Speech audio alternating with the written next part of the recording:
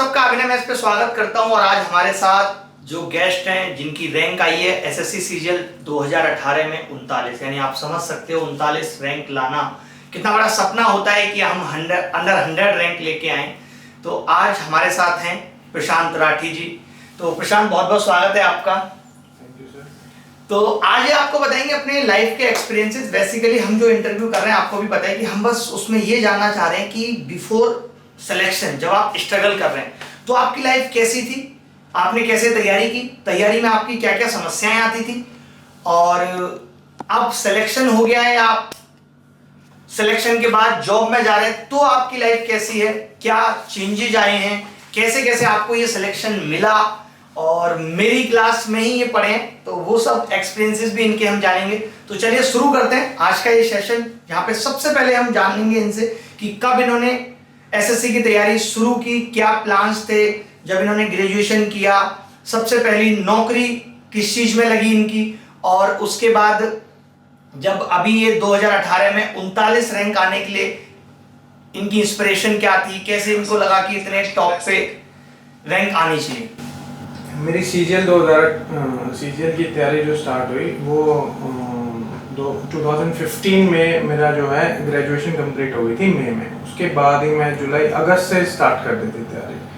23 अगस्त को मैं आ गया था मुखर्जी नगर में। तो उसके बाद सर्च करना था कि कौन से बेस्ट टीचर है मैथमेटिक्स के। तो फिर मैंने एक दो जगह ट्रायल भी लिए थे। तो जो मेरे सीनियर थे एक सुशील जी, उन्होंने मुझे बताया था कि अभिनय शर्मा जी हैं, इनका काफ़ी नया तरीका है पढ़ाने का। तो मैंने कहा आपका शायद वो फर्स्ट ही बैच था 2015 में, मैंने दिसंबर में जो है कोचिंग स्टार्ट की थी ऑफलाइन आपसे। तो सर वहीं से ही मेरी मैथ की तैयारी चालू हो गई थी। तो आपने पहले ही क्लास में बोला था कि अगर आपका सिलेक्शन हो या ना हो, बट आपको एक चीज़ हमेशा याद रहेगी, वो है ये क्लास, ये जर्नी है जो हमेशा आपको याद रहेगी। वो काफ़ी इंटरेस्टिंग थी, एंजॉयबल थी और पढ़ाई में तो बेस्ट थी। मैं उस वक्त बहुत यंग हुआ करता था, मुझे याद है, मैं आपको बहुत अच्छे से, मतलब मुझे उस टाइम का मोमेंट भी याद है जब आप क्लास में आए। अभी तो बड़ा सिंपल सोबर लग रहे हैं, उस टाइम जब तैयारी शुरू करते हैं एक बड़ा अलग सा एटीट्यूड हुआ करता था। तो मुझे वो भी याद है, आपसे बात भी हुई थी, पहली क्लास वाले दिन भी बात हुई थी। तो एक तो हम यहाँ पे ये चीज़ बताना चाहेंगे कि इन्होंने, आपने देखा कि इन्होंने 2016 में बेसिकली तैयारी स्टार्ट की। तो उसके बाद अभी 2016 से लेकर के तैयारी में 2018 का आपने पेपर दिया, यानी कि वो 2 साल की तैयारी का दौर आपका रहा। तो सबसे पहला अटेम्प्ट आपका 2016 में रहा होगा एसएससी का, तो उसमें आपको जॉब मिली। यस सर, मैं 2016 में मेरी करीबन 3200 रैंक आई थी, जिसके थ्रू मैं अकाउंटेंट इन सीजीए में सेलेक्ट हुआ। मतलब आपका पहला अटेम्प्ट में। देखो वही चीज होती है कि जब आप तैयारी करना स्टार्ट करते हो तो ये छोटी छोटी चीजें होती हैं जो आपको आगे बढ़ने के लिए बताती हैं कि भाई ये आपने अचीव कर लिया। जैसे कुछ लोगों के लिए मैं कहता हूँ कि भाई आपने प्री में अच्छे मार्क्स लिया है इस बार, तो ये आपके लिए मोटिवेशन है। या इन्होंने 2016 में पहली बार तैयारी की और पहली बार की तैयारी में कोई पोस्ट निकाल दी 3200 रैंक लाना, तो वो आपके लिए आगे के लिए मोटिवेशन बनती रहती है। फिर 2017 आया इसके बाद। यस सर, 16 में जैसे तैयारी तो हमारी क्या थी, उस वक्त क्या होता था कि 150 नंबर अगर प्री में आ गए तो वो बहुत अच्छे मार्क्स होते थे, टॉप 1000 में आप पहुंच जाओगे। तो मेरा तो टारगेट ही 150 का रहता था, जिसमें से 135 तक मुझे लाने थे 3 सब्जेक्ट में अदर देन जीएस, क्योंकि जीएस मेरी बड़ी वीक थी। और पर्टिकुलरली 2016 में ऐसा हुआ कि जीएस बहुत लो लेवल की आ गई, इजी लेवल था। तो इस वजह से जो कट ऑफ थी वो काफ़ी हाई चली गई, 138 के आसपास कट ऑफ थी 2016 प्री की, और मेरे मार्क्स आए थे 147.5 थे। तो जब आंसर की देखी थी उस दिन तो ये लगा था कि बहुत अच्छे मार्क्स आ गए, शायद रैंक भी बहुत अच्छी होगी प्री की। जब प्री का रिजल्ट आया उसके बाद देखा तो मेरी 33,000 रैंक थी प्री में। तो 33,000 के बाद तो जो था काफ़ी मुश्किल हो गया था सफ़र कि भाई अब मेंस में क्या होगा, कितने मार्क्स ले आऊँ, कैसे सिलेक्शन होगा। बट साइड में जो जहाँ मैं फ्लैट में रहता था मुखर्जी नगर में, वो वहाँ पे एक मेरे फ्रेंड थे, सीनियर थे, उनकी ऑल इंडिया रैंक 47 आई थी 2015 में। उन्होंने मुझे गाइड किया था कि प्री के मार्क्स जितने आ गए तो आ गए, अब मेंस की तैयारी करो रज के। उनके मेंस में 345 थे उस वक्त 2015 में। तो मैंने मेंस की तैयारी की, बट मैं तो मेंस में भी अच्छा नहीं कर पाया, 310 ही मार्क्स आए थे मेरे। नहीं, उस टाइम 310 बड़ी बात भी होती थी, इतना आसान 340 लोगों का टारगेट रहता था। टारगेट था 360 का था मेरा, बट 310 ही आया क्योंकि मैं काफ़ी नर्वस हो गया था मेंस के मैथमेटिक्स के एग्जाम में सर। तो फिर उसकी वजह से जो था, फिर इंग्लिश का भी एग्ज़ाम अच्छा नहीं गया, तो कुल मिला के 310 ही आए। तो फिर रैंक भी इतनी अच्छी नहीं आई, एक डिसेंट सी पोस्ट मिली, कोई खास नहीं मिल पाई। तो फिर सर थाना की 2017 में बहुत अच्छा करूँगा, प्री की तैयारी करूँगा भाई। प्री में जो है मैं एटलीस्ट जो है कट ऑफ से 20-25 मार्क्स की लीड लूँगा। बट प्री में क्या हुआ कि कुछ शिफ्ट मुश्किल थी, कुछ आसान थी। मेरा one of the toughest shift में आ गया था एग्ज़ाम, तो मेरे 139 मार्क्स आए उसमें। और जिसमें कि जो नए नए बच्चे आ रहे थे हमारे साथ, जो हमसे जूनियर थे, दोस्त के ब्रदर थे, उनके 165 मार्क्स थे। तो तब ऐसा लगा कि अब तो काफ़ी पीछे रह गए, उसमें नॉर्मलाइजेशन भी नहीं थी। फिर दोबारा से उसी दोस्त के पास फ़ोन किया, गौरव जी के पास। मैथ की स्ट्रेटजी मतलब क्या रही आपकी? जैसे आपने अभिनय सर को प्रॉपर फॉलो किया, हमारे बच्चे जानना चाहते हैं कि बुक कौन सी आपने फॉलो की, टेस्ट सीरीज़ किसकी देते थे। तो अभी आप पूरी अपनी स्ट्रेटजी जो भी आपने 2 साल 3 साल में करके लगभग 96% या मुझे लगता है 98% के अराउंड आपके मार्क्स आ गए मैथ में, है ना? तो क्या रणनीति रहता कि हमारे वो बच्चे जो 2020 की तैयारी कर रहे हैं या वो बच्चे जो 19 की तैयारी करें, जैसे आपके साथ सबसे अच्छी बात क्या रही कि आपने मेंस में हर बार अच्छा परफॉर्मेंस किया है, तो यानी मैथ इंग्लिश आपका अच्छा रहा है। तो मैं चाहता हूँ कि एक बार मैथ की स्ट्रेटजी के बारे में, कौन सा टीचर, कौन सी बुक्स, क्या गलतियाँ बच्चे करते हैं, क्या गलतियाँ आप नहीं करते थे या क्या गलतियाँ आप करते थे, मतलब मैथ के लिए डिटेल स्ट्रेटजी बताएं। तो मैथमेटिक्स के लिए सर मैंने तो अभिनय सर को ज्वाइन किया था, उन्होंने काफ़ी अच्छे से पढ़ाया। और मेन बात है, पढ़ाने से ज़्यादा इम्पोर्टेंट है उनकी पढ़ाने का एटीट्यूड, वो बहुत अच्छा था। मतलब इतना खुश मिजाज माहौल रहता था कि लगता ही नहीं था कि हमारा एक घंटा 1.5 घंटा कैसे निकल गया, पता ही नहीं लगता था हमें। और सर हमेशा ये बोलते थे कि तुम सेलेक्ट हो या ना हो, बस इस क्लास को हमेशा याद रखोगे। तो उन्होंने कहा कि अब की बार 360 का टारगेट कर और 360 ही लेके आ मेंस में। तो फिर सर मैं लग गया उसी एनर्जी के साथ दोबारा से। बट उसमें मार्क्स आए भी, 335 मार्क्स आए, जबकि बहुत हार्ड पेपर था मेंस में उस टाइम। हार्ड पेपर था मेंस में, मार्क्स आए भी। बट वो जो 20-25 नंबर का प्री में जो मैं पीछे रह गया, उसकी वजह से जो है फिर एट लास्ट जो मेरा सिलेक्शन हुआ वो टीए में हुआ, सीबीडीटी में, फिर मैं पीछे ही रह गया था। फिर 2018 में जो 2016 की जॉब थी उसकी वो आ गई थी, मेरी ज्वाइनिंग आ गई थी। उसमें ज्वाइन करने के बाद लगा कि नहीं, एक बार और देना चाहिए अच्छे से एग्ज़ाम, ताकि अच्छी सी कोई रैंक निकले और जो है इंस्पेक्टर या एएसओ की पोस्ट पे मैं जाऊँ। तो सर प्री मैंने उस वक्त दिया, तो प्री में मेरा लक भी अच्छा रहा और मेरी तैयारी भी ठीक ठाक सी थी। तो मेरे मार्क्स आ गए थे 160 रो स्कोर, और नॉर्मलाइज हो गए 183 के आसपास हो गए थे। तो वो मेरे लिए एक ये था कि जिससे मुझे वो मतलब इंस्पिरेशन मिले कि मैं एक बार और जोर लगा दूं मेंस में, ताकि जो है अच्छी रैंक निकले। तो जब मेंस की तैयारी की थी तो कभी इतना टारगेट लिया नहीं था, मेरा मैक्सिमम टारगेट 370 तक रहता था। बट तैयारी अच्छी हो गई, और उस दिन मेरा खास तौर पे लक भी बहुत अच्छा था कि मेरे 391 रो स्कोर आए थे मेंस में। अरे बाप रे, 391 गए, तो कभी सपने में भी नहीं सोचा था कि 391 तक मैं कभी ले पाऊंगा। तो आ गए, तो फिर मुझे पता लगा था कि अब की बार जो है रैंक अच्छी ही आएगी। जब आंसर की जिस दिन आई 391 आए तो बड़ी खुशी हुई थी। और जो रो नॉर्मलाइज हो गया था स्कोर, उसके बाद 397 के आसपास पहुंच गए थे। तो उसमें जो रैंक मेरी बन रही थी, शायद 60-70 के आसपास रैंक बन रही थी, जो मतलब इंटरनल सोर्सेज से पता लगा था उसमें। तो फिर जो है डिस्क्रिप्टिव भी ठीक ठाक सा हो गया था, उसमें भी सर 67 मार्क्स आए। एंड उसके बाद फिर ये कोरोना आ गया था, तो 8 महीने का वेट करने के बाद फिर ये हुआ अपना क्या नाम है, टाइपिंग वगैरह हुई, सीपीटी हुआ, अब फाइनल रिजल्ट आया तो 39 रैंक। अच्छा, इसमें भी ये डर था कि कहीं यूएफएम और ये सब जब उस वक्त चल रहा था। हाँ सर, सीएचएसएल में भी बहुत कि भाई यूएफएम आ जाएगी। Yes sir. अच्छा, मैं एक चीज यहाँ पे देख पा रहा हूँ प्रशांत की, यार मतलब 2016 में आपकी रैंक आई, ठीक है 3200, तो ना बच्चा एक टूटने सा लगता है कि यार ठीक है, या वो एक सेटिस्फाई हो जाता है कि यार अब जो होना था वो हो गया, मैंने एफर्ट लगाया। बट मैं आपके वाले केस में देख रहा हूँ कि आपने अगले अटेम्प्ट में उससे ज्यादा एनर्जी लगाई है, उससे ज्यादा बेहतर करने की कोशिश की है, जो एक अलग सी चीज मुझे दिख रही है। क्योंकि आप देखो 20-1 लाख बच्चे बैठने में, वहां पे 39 लोगों के भीतर आना एक अपने आप में बहुत बड़ी बात है, चाहे वो कोई भी एग्जाम हो, ये तो खैर सीजीएल का बादशाह एग्जाम है। तो ये चीज़ मुझे अलग लग रही है। तो ये कैसे आपको इस तैयारी में क्या ऐसी चीज़ें थी, घर वालों का सपोर्ट कहें या किसी भी, मतलब क्या ऐसी चीज़ें थी जो आपको इस तैयारी में और अधिक उत्साह के साथ बनाए रखा, जिन्होंने आपको कि भाई और अभी मेहनत करना, और आप खुद ही बता रहे हैं कि 391 तक आप स्कोर ले गए, 360 सोच के, 370 सोच के। सर क्या था कि जब इसका रिजल्ट आया 2016 का, जब मुझे सीजीए मिली, अकाउंटेंट मिली सीजीए में, तो सर तब सभी दोस्त जो है, कोई इंस्पेक्टर बन गया, कोई कुछ बन गया, कोई इनकम टैक्स इंस्पेक्टर बन गया। जिस फ्लैट में हम नीचे रहते थे उसके ऑल इंडिया रैंक 85 आई थी, विक्रम हुड्डा नाम था उसका। तो तब ऐसा लगा कि मैं तो कुछ कहीं रहा ही नहीं, मतलब मेरी इतनी, जबकि आप बैच में तो सबसे इंटेलिजेंट लोगों में आपकी गिनती थी, मैं बता दूं। और अभी मैंने जिनका जिक्र आपसे किया था पंडित जी का, उनका सिलेक्शन भी 2017 में हो गया, शादी में मैं तो गया था पंडित जी के, आपके पड़ोस के ही थे वो भी।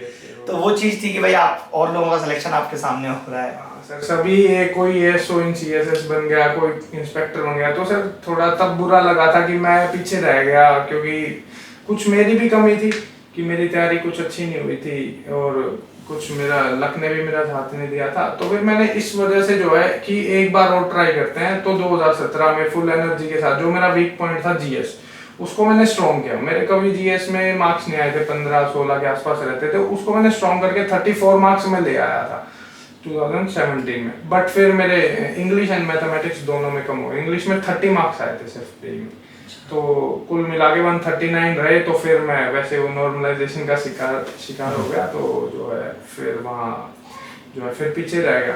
तो फिर 2018 में तो सर बस यही था कि जब डिपार्टमेंट में ज्वाइन हुआ, तब ऐसा लगा कि नहीं, मेरे को जो है कहीं और जाना है, आगे बढ़ना है, एक बार और जो है 17 में भी जो होना था हो गया, 16 में भी जो होना था हो गया, 18 का एक फाइनल अटेम्प्ट जो है अपनी पूरी एनर्जी के साथ देता हूँ। तो सर बस वही थी, वो मैंने भी खुद से भी कोशिश की, और कुछ भगवान ने भी मेरा साथ दिया, और सर पेरेंट्स का तो सपोर्ट हमेशा ही रहा है। 16 में भी रहा, 17 में भी रहा, 18 में रहा। उन्होंने तो ये कह दिया था 16 में जॉब लग गई बहुत है, क्योंकि हमारे घर में सर कोई जो है सरकारी नौकरी में नहीं था आज तक, तो उसमें भी बहुत खुश थे। बस यूँ था कि मेरे मन में था कि मुझे एक बार ये जो है आगे बढ़ना है, कुछ करना है, इस वजह से जो मैं लगा रहा। जैसे बहुत सारे बच्चे देखेंगे जो इसको, वो भी कई साल से तैयारी कर रहे हैं और परेशान रहते हैं, किसी को जीएस में अच्छा नंबर नहीं आ रहे। तो मतलब जैसे अगर मैं जीएस की बात करूं, तो आप उनको एक लाइन में क्या बताना चाहेंगे कि भाई जीएस में आपने स्कोर बढ़ाया तो ऐसे नॉर्मली बढ़ेगा नहीं, बहुत मेहनत आपने की होगी, तो क्या उसमें वो किस तरीके से, मतलब जैसे कुछ बच्चों का है कि पढ़ने का मन ही नहीं करता, 1-2 साल तैयारी करने के बाद क्या है वो मन नहीं करता। आपके केस में है कि चलो आपको कुछ पोस्ट मिली, तो ये भी रहा कॉन्फिडेंस अपने आप में कि भाई मैं कर सकता हूँ। लेकिन जो बच्चे अभी कर रहे हैं तैयारी, 1-2 साल हो गई हैं, जिनकी हिम्मत टूट रही है, तो उनके लिए आप कैसे कहना चाहेंगे कि वो कैसे अपने आप को इम्प्रूव करें, जीएस हो गया चाहे किसी भी सब्जेक्ट में? सर जीएस तो बहुत वाइड सब्जेक्ट है, तो उसमें सर मेरे को तो लगता है 30 रुपए की अरिहंत की मनोहर पांडे की बुक आती है सर, पतली सी बुक है, और उसमें ज्यादातर जो चीजें हैं वो कवर्ड है। मतलब हम कह सकते हैं कि हर चीज की थोड़ी नॉलेज है। जैसे हम मान लो तुक्का भी मारते हैं जीएस में, तो भी हमारे चांसेस है कि हम 50% हमारा ठीक हो जाएगा, क्योंकि 2 ऑप्शन तो हम पक्का एलिमिनेट कर देंगे उस बुक से। तो मैंने तो ज्यादा फोकस है उसी पे किया था। 2017 पे में तो मैंने प्रीवियस ईयर सारे पढ़ लिए थे, तो उसका मुझे बहुत फायदा मिला, 34 में पहुंच गया था। बट उसका नेगेटिव इम्पैक्ट ये होगा कि मैं इंग्लिश और मैथमेटिक्स मैंने फोकस नहीं किया, उस वजह से मैं उसमें पीछे हुआ। सर मैं जो राय देना चाहूँगा वो ये है कि सिर्फ उस बुक को पढ़े, और जब एग्जाम तब पास में आए तब करंट अफेयर को उठाए, और जो पैटर्न चल रहा है एग्जाम का उसके हिसाब से जो है प्रिपेयर करें। जो फर्स्ट शिफ्ट में, जैसे हमसे पहले वाली शिफ्ट में जो क्वेश्चन आए उसके अकॉर्डिंगली थोड़ा बहुत जो प्रिपेयर कर सकते हो 1-2 घंटे के अंदर या 1-2 दिन के अंदर, तो वो काफी बेनिफिशियल रहेगा। वो 5 से 10 नंबर के बीच में जो है हमारे मार्क्स हम इंक्रीज होंगे ही होंगे, और कुछ मार्क्स जो है 15 नंबर का बेस जो है वहां से बन जाएगा। मेरा तो टारगेट सर ऐसे रहता था कि 25 नंबर मुझे लेने हैं जीएस में, ना इससे मतलब कम नहीं लेने, कुछ ज्यादा मिल जाए, तुक्के से मिल जाए, कैसे मिल जाए, वो जो है। अच्छा, मैं भी एक चीज नोट करता हूँ कि जैसे आप भी देखते होंगे कि बच्चे ना 1 साल तैयारी करेंगे तो 1 साल रोज जीएस पे 1 घंटा 1.25 घंटा वो खराब करते रहते हैं। जैसे भले ही वो जीएस बहुत वाइड है, लेकिन वो है तो 50 नंबर की, हमें ये सोच के चलना पड़ेगा, तो हमें समय उसी के हिसाब से देना पड़ेगा। जैसे आपने कि प्रीवियस ईयर में सारा पढ़ के गया था, बच्चे कहेंगे यार आजकल प्रीवियस ईयर से नहीं आता, बट जो आपने एक बात कही कि भाई आप इलिमिनेट कर पाओगे। मान लेते हैं एज इट इज सवाल नहीं आया, बट जो आपने पढ़ रखा है उसके बेस पे आप ये बता सकते हो कि यार ये पहले 2 नहीं हो सकते, Yes, तो बाद वाले 2 में मैं तुक्का ले सकता हूँ। तो तुक्का का मतलब ये होता है, तुक्का का मतलब ये नहीं है कि ABCD जय माता दी करते हैं। तुक्के का मतलब है कि आपने 2 ऑप्शन एलिमिनेट किए, फिर उसके बाद आप 50-50% पे आराम से कर सकते हो कि भाई ये नहीं तो ये हो सकता है। इतना रिस्क तो लेना ही पड़ेगा, बिना रिस्क के तो कुछ भी नहीं है। अच्छा, अब बात करते हैं गणित की तैयारी पे। जैसे मैं देख रहा हूँ कि आपने एक बार 5-6 महीने की क्लास कंटिन्यूस करके बहुत अच्छे लेवल की तैयारी कर ली, तो वहां से ये हो गया कि भाई अब मुझे एक तो नोट्स बनाने की जरूरत नहीं है, मेरे एक बार नोट्स बन चुके हैं और मैं बेसिक कॉन्सेप्ट सारे समझ चुका हूँ। अब खेल बचा है प्रैक्टिस का, या लगातार जैसे हमने कुछ नई वीडियोज बनाई है, नए नए कंसेप्ट डाले, उसके बाद तो वो चलिए आपने देख लिए होंगे, या YouTube चैनल वगैरह का भी देखा है मेरा? बिल्कुल सर, आपका तो मैंने हमेशा फॉलो किया, जब से आपने मैथ्स विद अभिनय का YouTube चैनल बनाया हाँ, था तब से सर मैं उसको देख रहा था, सारी वीडियो सर। खैर काफी चीजें तो वही थी जो मैंने आपकी क्लास में कर रखी थी, बट जो भी नए कंसेप्ट थे वो जो करंट सिनेरियो के अकॉर्डिंग यूजफुल थे, तो वो सारे मैंने हाँ, मैंने भी बहुत, मतलब हमारी आपकी जर्नी ये कह सकते हैं एक साथ ही शुरू हुई है, क्योंकि मेरा पहला ही बैच था वो, और आज यहाँ तक पहुंची है। तो अभी सिलेक्शन से पहले जैसे, तो अभी आप कह रहे हैं कि आप जॉब भी कर रहे थे 2016 में सेलेक्ट हो गए, तो फिर अभी ये बहुत सारे बच्चों के साथ दिक्कत है जो प्राइवेट जॉब कर रहे हैं, कुछ छोटी गवर्नमेंट जॉब कर रहे हैं, बैंक में क्लर्क हैं, तो उनके लिए आप थोड़ी सी गाइडेंस दो। हमेशा पूछते हैं कि हम अपनी तैयारी को कैसे मैनेज करें जॉब के साथ साथ, आप कैसे मैनेज करते थे? हाँ सर, एक तो मेरा तो डिपार्टमेंट काफ़ी सपोर्टिव था, जो था मुझे कभी छुट्टी की जरूरत होती थी तो वो मिल जाती थी, बट सभी का ऐसा नहीं हो सकता। तो सर वो ना एक टारगेट बना दे कि 30 या 35 आवर्स पर वीक मुझे निकालना है, तो मैं कैसे भी निकालूँ उसको। सैटरडे संडे को जो है बाहर ना जाऊँ, अपनी पढ़ाई करूँ, 6-6 घंटे की सैटरडे संडे हो जाए 12, और फिर मतलब सैटरडे संडे ज़्यादा भी कर सकते हैं, 8 से 10 घंटे, 10 घंटे सैटरडे संडे हो गया, 20 घंटे, और 12 घंटे जो है पूरे वीक में निकालने मुझे, 2 घंटे या 2.5 घंटे करके। तो अपना जो है शेड्यूल ऐसा प्लान करे कि तो पढ़ना तो पड़ेगा। बिल्कुल, कुछ भी करना है तो आपको अपने कंफर्ट जोन से बाहर तो आना पड़ेगा, मतलब ये नहीं कि आप सोचें कि आराम के साथ तैयारी हो जाएगी, वो चीज़ तो नहीं हो सकती। यस सर, तो मेरा तो यही है सर कि जो है भाई अपने कंफर्ट जोन से बाहर आओ, और जो है 30 to 32 आवर्स का जो है एम रखो, तो वो धीरे धीरे बढ़ भी जाएगा, और फिर जब सारी चीज़ें कवर हो जाएंगी तो फिर इतनी जरूरत भी नहीं पड़ेगी, सिर्फ प्रैक्टिस ही करनी है, वो हम टाइम निकाल दे सकते हैं कहीं ना कहीं। बिल्कुल, जैसे हम अपनी जॉब में भी हैं तो हमारा टारगेट है कि हम 20 वोकैब लिख के ले गए और हमने अपने लंच टाइम में रिवाइज कर लिया। मतलब वही है टाइम स्लॉट, जैसे हम पैसे को बचाते हैं, आज हम सब पैसे बचाने में लगे रहेंगे, 2 रुपए कैसे बचाने हैं, ऑटो नहीं लिया, 5 रुपए कैसे बचाने, बट हम समय बचाने पे कभी फोकस नहीं करते, और ये हमें सिखाया भी नहीं जाता बचपन से। अगर हम शायद समय बचाने पे फोकस करें तो समय एक ऐसी चीज़ है जो हमारी बहुत बड़ी ताकत है, जिसका अगर हम यूटिलाइज करें तो फिर उसके सामने पैसा तो कुछ भी नहीं है। समय ही है सर पैसा। तो अभी आप जैसे पहले अभी रिजल्ट का वेट कर रहे थे, अगर आपके पास तो जॉब थी तो उतनी ज़्यादा टेंशन आपको नहीं थी, अगर आपको पता लग ही गया था। मैंने तो लास्ट ईयर दुर्गा जी को आप जानते हैं, यस सर, तो दुर्गा जी ने मुझे लास्ट ईयर आपकी वीडियो भेजी जिसमें आप मेरा जिक्र कर रहे थे और क्लास के बारे में बता रहे थे, हम वो क्लिप अभी दिखाएंगे आप लोगों को नीचे।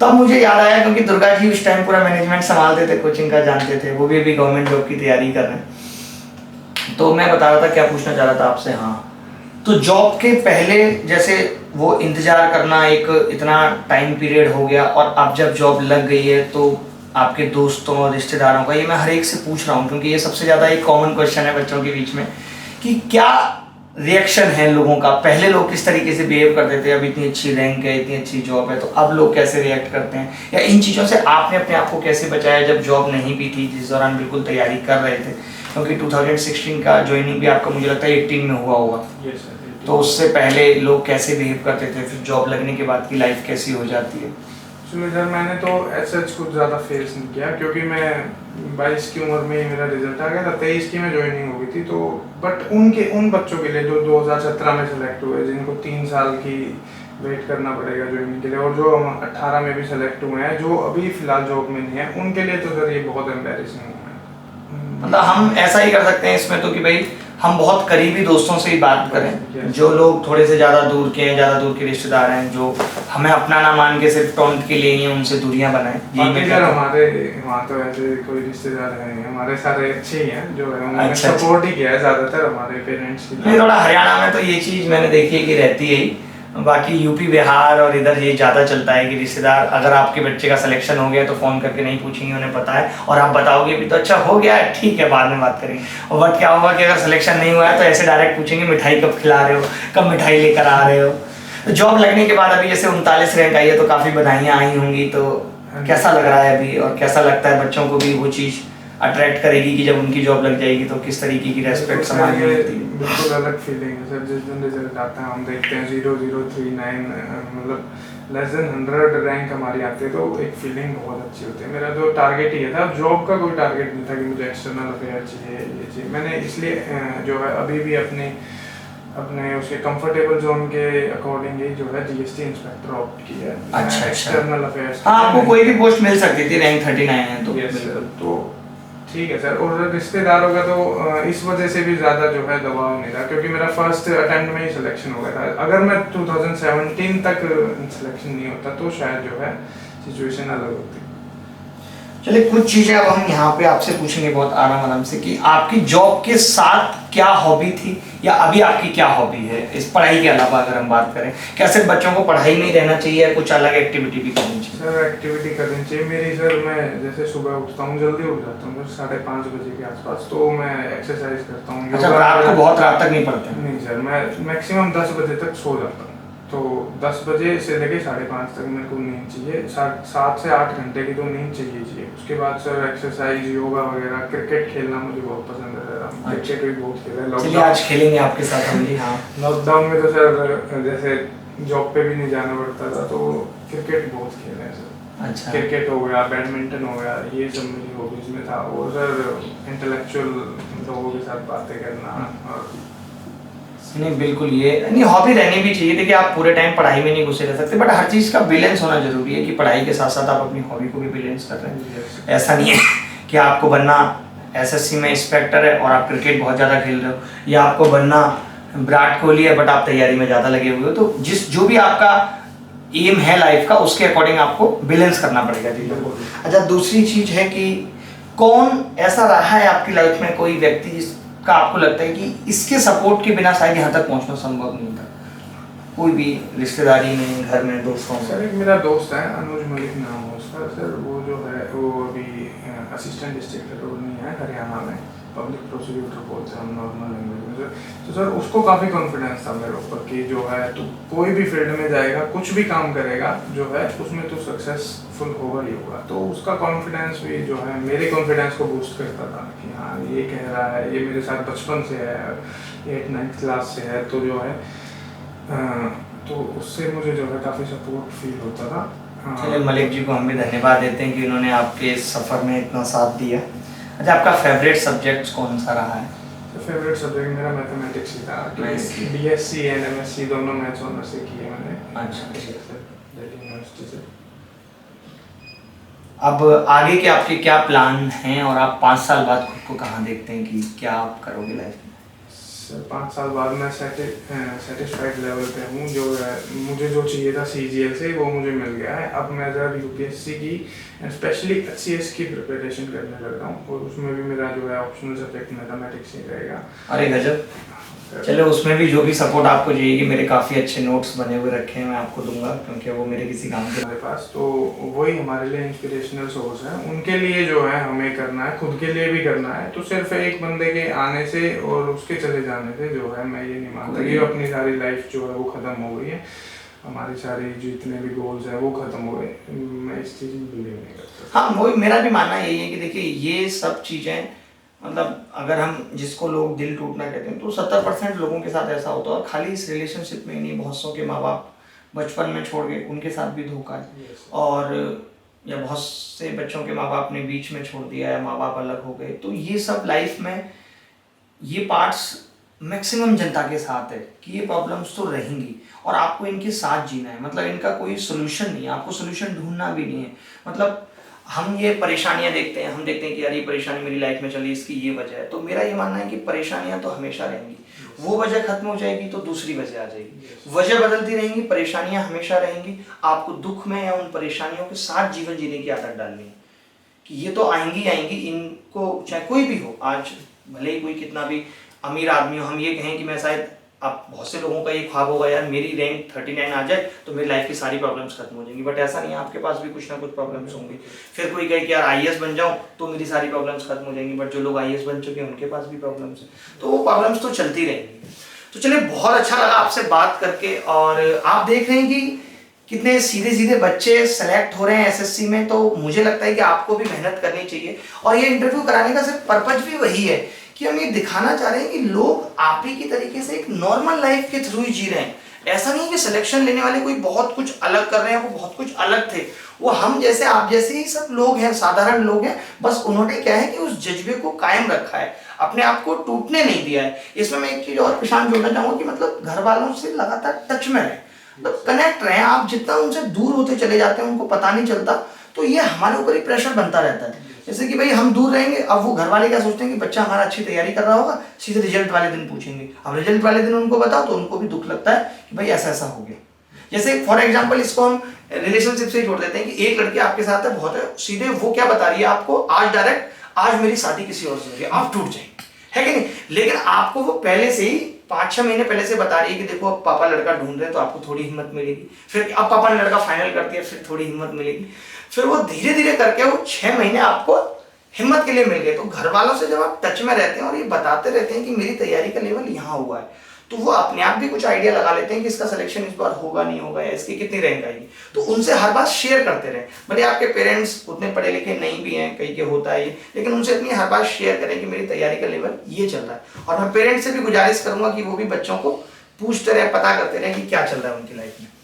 तो बहुत अच्छा लगा प्रशांत आपसे बात करके, और मैं तो चाहूंगा कि आप जल्दी ही यूपीएससी भी क्वालिफाई करें, और आप करेंगे, मुझे भरोसा है पूरा, और जीवन में और बड़ी बड़ी ऊंचाइयां छुएं। यही शुभकामनाएं हैं मेरी आपके साथ। धन्यवाद, thank you very much, thank you Prashant.